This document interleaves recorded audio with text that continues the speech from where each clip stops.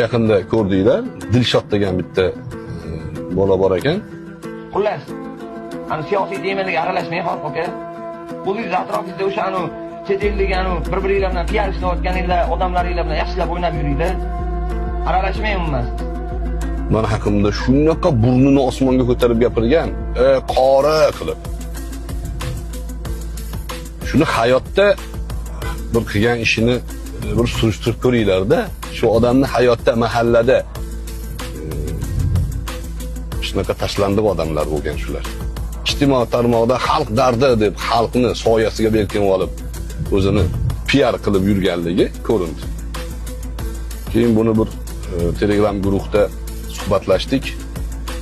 U menga qilgan haqoratomuz, balanddan kelib gapirgan gaplari yo'q. Yuzma-yuz gaplashganimizda. Yo'q. Ustoz, men sizni hurmat qilaman. Ustoz, men sizni hurmat qilaman. Nechta odam ko'rgan bo'lsa shu meni haqoratimni o'shancha ko'rguncha uzr so'rab boraman. Shunaqa til yog'lamachilik qilyapti. Dalil bo'lsa men yuraman. Dalilni tushunasan desam tushunaman deyapti. Vaholanki tushunmaydi, dalilni nimaligini bilmaydi. Nima qilish kerak? Ijtimoiy tarmoqda baqir-chaqir qilish kerak, tanilish kerak, PR qilish kerak.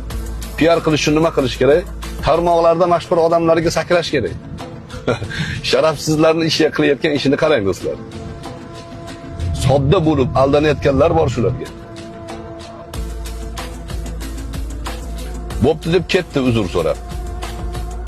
2 kundan keyin chiqib olib turib, yana o'sha eski plastinkasini aylantiryapti. Nimaga? Prosmotr yaxshi bilyapti.